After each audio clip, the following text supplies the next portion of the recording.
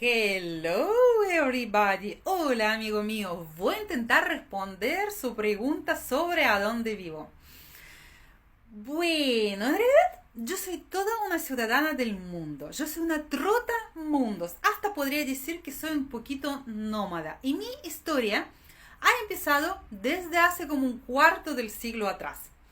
Yo nací y viví en una ciudad que se llama Novosibirsk. Está ubicado en Siberia de Rusia, a donde yo vivía hasta los fines de los años 90, cuando mi familia tomó la decisión de emigrar a Buenos Aires de Argentina, a donde, por cierto, yo aprendí a hablar español. Posteriormente, en el año 2001, viajé a Florianópolis, do Brasil, pero era por un poquito tiempo, y regresé nuevamente a Buenos Aires de Argentina. En el año siguiente, en el año 2002, viajé a Santiago de Chile, a donde quedé hasta el día de hoy. Santiago de Chile es mi casa actual, es mi segunda patria.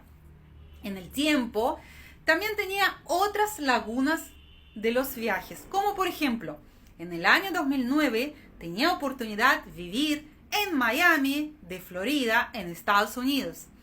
En el año 2019 viví en el Auckland, de Nueva Zelanda.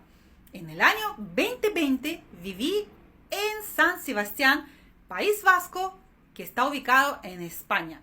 Y bueno, ahora, en el 2021, estoy de regreso en mi casa, cumpliendo la cuarentena, encerrada, haciendo los videos para el TikTok. Así que esa es mi pequeña historia, amigo mío. Espero que te haya respondido tu pregunta. Te mando un saludo y un tremendo abrazo de osa rusa. Bye bye.